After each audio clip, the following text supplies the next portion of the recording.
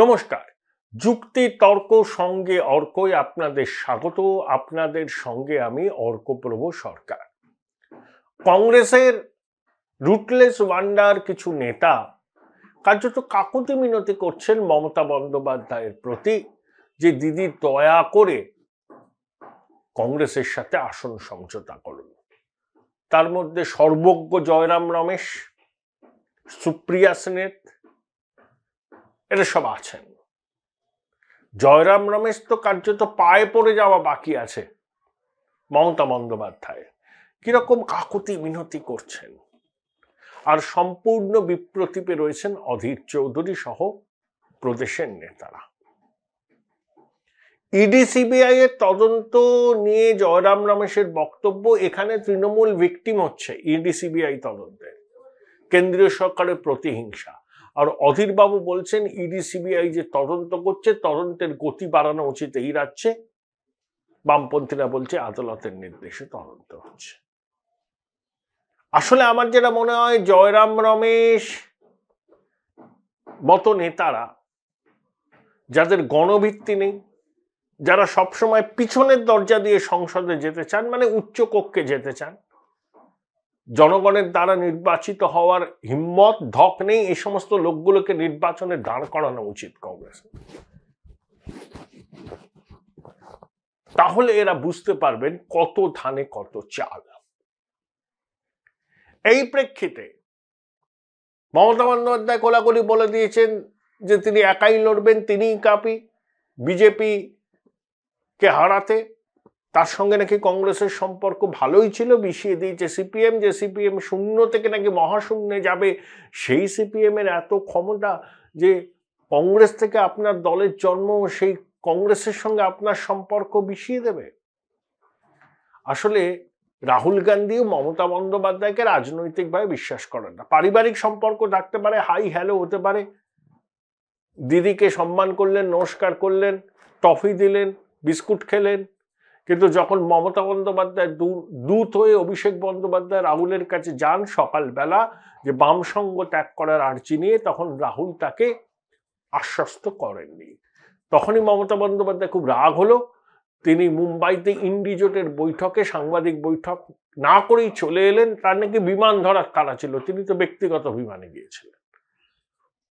তারপরে হঠাৎ করে মল্লিকার্জুন খাড়গের নাম ইন্ডিজোটের সভাপতি হিসাবে ভাসিয়ে দিলেন, কংগ্রেসের সঙ্গে কথা না বলে। যেই রাহুল গান্ধী অভিষেক বন্দ্যোপাধ্যায়কে খুব একটা গুরুত্ব দেননি, মমতা বন্দ্যোপাধ্যায় কংগ্রেস বিরোধিতার রাস্তায় হাঁটলেন। এখন তো তাকে করতেই হবে, কারণ প্রভাবশালীদের জেল যাত্রা আটকাতে বিজেপিকে এই বার্তা তাকে দিতেই হবে যে তিনি রাহুল গান্ধীকে ইঞ্চিতে ইঞ্চিতে বুঝে নিচ্ছেন, কোনো স্পেস দেয়নি।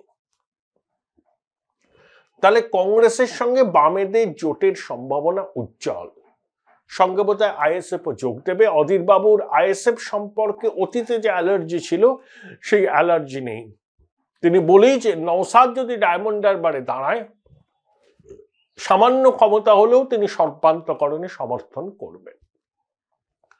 আসলে ন্যাড়া তো একবারই বেলতলায় যায়, বারবার তো যায় না। কংগ্রেস তো 2009 লোকসভা নির্বাচনে তৃণমূলের সঙ্গে সমঝোতা করেছিল। 6টা লোকসভার আসন জিতেছিল, তৃণমূল 18টা জিতেছিল। 2011 বিধানসভা নির্বাচনে মমতার দাবি মেনে সোনিয়া গান্ধী মানস ভূঁইয়াকে কার্যত নিরস্ত করেন 100টা আসনে লড়ার ক্ষেত্র থেকে। কংগ্রেস 65টা আসনে লড়ে, 42টা আসন পায়। মমতা মন্ত্রিসভায় সামিল হন, মানসবাবু সেচ মন্ত্রী হন, আরো কয়েকজন মন্ত্রী হয়েছিলেন, অধীর ঘনিষ্ঠ মনোজ বাবুও মন্ত্রী হয়েছিলেন। মমতা ইউপিএ 2 থেকে বেরিয়ে আসেন, কংগ্রেসও বেরিয়ে আসেন। তারপর 16 সালে বাম কংগ্রেসের জোট, 19 সালে দুজনে আলাদা আলাদা লড়লেন। তো যদিও বামেরা বহরমপুরের ডালুবাবুর কেন্দ্রে প্রার্থী না দেওয়ায় কংগ্রেস জিততে পেরেছিল, 21-এ আবার একজোট হয়ে লড়লেন। এবারও আবারটা লড়ার সম্ভাবনা তৈরি হচ্ছে একজোট হয়ে, সমঝোতা করে। এখানে দুটো প্রশ্ন আছে। বামেদের ভোট কংগ্রেস প্রার্থী পায়, কিন্তু কংগ্রেসের ভোট বামেদের দিকে অনেক ক্ষেত্রে যায় না, কারণ বাম এবং কংগ্রেসের মধ্যে মতাদর্শগত লড়াই ছিল এবং দীর্ঘদিন বামেরা এই রাজ্যে কংগ্রেসের বিরুদ্ধে লড়েছে, কংগ্রেসও বামেদের বিরুদ্ধে লড়েছে। বামেরা যখন ক্ষমতায় ছিলেন তখন তাদের হাতে বহু কংগ্রেস কর্মী অত্যাচারিত হয়েছেন, বাড়ি ছাড়া হয়েছেন, খুন হয়েছেন, পুকুরের জলে ফলিডল মিশিয়ে দেওয়া, ধোপানাপির বন্ধ করা, এইসব অনেক কাণ্ড ঘটনা ঘটেছে, সব আমরা জানি। তাই কোর কংগ্রেসীদের পক্ষে রাতারাতি বামেদের সমর্থনে পথে নামা, ভোট দেওয়া সম্ভব নয়। তারা আবার তৃণমূলের দিকেও যেতে পারছেন না। কেন? যে তৃণমূল ক্ষমতায় আসার পর যেভাবে কংগ্রেসকে দুর্বল করেছে সাংগঠনিকভাবে, জনপ্রতিনিধিদের প্রলোভন দেখিয়ে তৃণমূল কিনে নিয়েছে, নির্বাচিত পঞ্চায়েত জেলা পরিষদ ভেঙেছে প্রলোভন দেখিয়ে, ভয় দেখিয়ে, প্রশাসনকে কাজে লাগিয়ে। তাই কংগ্রেসে অবশিষ্ট যারা আছেন, যারা কংগ্রেসের পতাকাটাকে ধরে রাখেন, তারা কিন্তু তৃণমূলকে পছন্দ করেন না। তারা বাম এবং তৃণমূলের মধ্যে কম্প্যারিজন করেন। তারা এইটুকু জানেন যে বামেরা এতদিন ক্ষমতায় ছিল, রাজনৈতিক লড়াই হয়েছে, অত্যাচারিত হয়েছেন, খুন হয়েছেন বামেদের হাতে, কিন্তু কংগ্রেস কোনো জেলা পরিষদ জিতলে বামেরা ভাঙেননি, কংগ্রেসের জনপ্রতিনিধিদের বামেরা কিনে নেননি। Join Indian Institute of Hotel Management now. Right choice, right decision. হয়নি। মিথ্যা মামলায় হয়তো পড়া হতো, কিন্তু এই প্রপোর্শনে নয়। কংগ্রেসের কোর লোকজন একটা দুবিধায় আছেন। বামেদের সঙ্গে তাদের অতীতের রাজনৈতিক যুদ্ধ, সেই তিক্ততা তারা পুরোটা মুছে ফেলতে পারেননি। আবার তৃণমূলকে সমর্থনের প্রশ্নে তারা দ্বিধা বিভক্ত, কারণ তারা মনে করেন কংগ্রেসের ক্ষয় মানে তৃণমূলের বৃদ্ধি, এবং তৃণমূলের 12 বছরের জমানায় কংগ্রেস ক্রমশ ক্ষয়িষ্ণু হয়েছে। বামেরা চাইছেন যে লোকসভা নির্বাচনে খাতা খুলতে, একটা রেসপেক্টেবল পার্সেন্টেজের ভোট পেতে। কারণ পশ্চিমবাংলায় বামেরা শূন্য থাকলে সর্বভারতীয় স্তরে তাদের প্রাসঙ্গিকতা, গুরুত্ব এখন অনেক কম। এরপরেও যদি 2019 আর 21-এর ফলাফলের পুনরাবৃত্তি হয়, তাহলে বামেদের প্রাসঙ্গিকতা সর্বভারতীয় স্তরে আর থাকবেই না। তখন সীতারাম ইয়েচুরিকে আর ওই ধর্মনিরপেক্ষ জোটের বৈঠকে কজন ডাকবেন, বা ডাকলেও কতটা গুরুত্ব দেবেন, তা নিয়ে প্রশ্ন আছে। তাই বামেরা মরিয়া, অধীরবাবুও মরিয়া, কারণ অধীরবাবুকে জিততে হবে। বাম সঙ্গ পেলে, বামেরা ওখান থেকে প্রার্থী না দিলে তিনি ভালো লড়াই করতে পারবেন। 2019-এও তাই হয়েছিল। অনেকে বলেন বিজেপির সঙ্গে তার একটা বোঝাপড়া আছে, সেজন্য বিজেপি এই বহরমপুরে দুর্বল প্রার্থী দেয়। বাম, কংগ্রেস যদি এবং আইএসএফ যদি একটা কার্যকরী সমঝোতা হয়, অন্তত মালদা, মুর্শিদাবাদ, উত্তর দিনাজপুর, নদিয়া এবং পুরুলিয়া জেলায় একটা ভালো লড়াই তারা দিতে পারবে। দেখুন, সংখ্যালঘুরা মানে মুসলমানরা একটা বড় অংশ তৃণমূলকে বিজেপি বিরোধী লড়াইয়ের বিশ্বাসযোগ্য মুখ বলে আর মনে করেন না।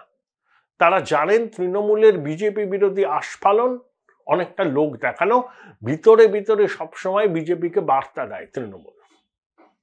আর দুর্নীতির এত অভিযোগে শাসক দল বিদ্ধ, তাই তারাও এই বিশ্বাসটা করতে শুরু করেছেন যে প্রভাবশালীদের জেল যাত্রা আটকাতে মমতা বন্দ্যোপাধ্যায় বিজেপিকে যে কোনো ধরনের বার্তা দিতে পারেন।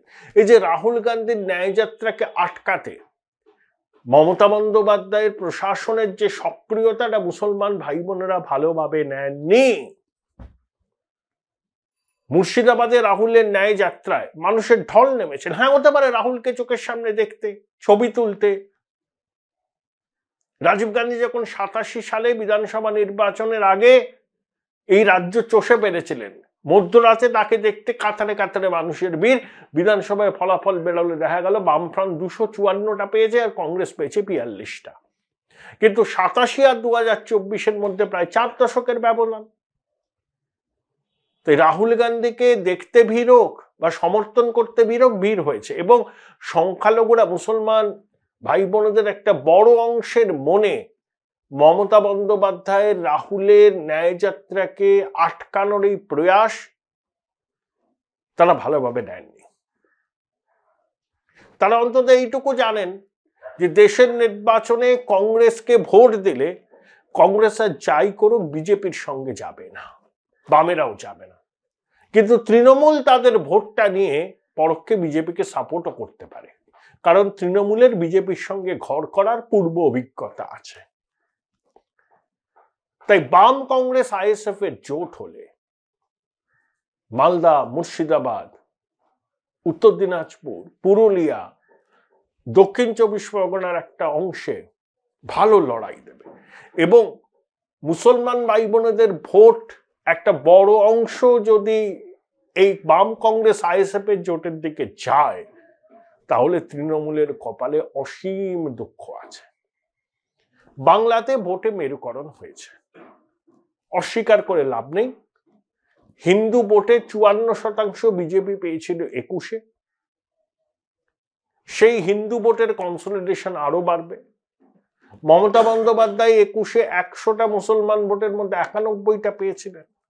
সাগরদিঘির উপনির্বাচনের ফলাফল দেখিয়ে দিলেও মমতা বন্দ্যোপাধ্যায়ের সেই মুসলিম জনভিত্তিতে বড়সড় ফাটল ধরেছে, ধর্ষণ নামলেও ফাটল ধরেছে।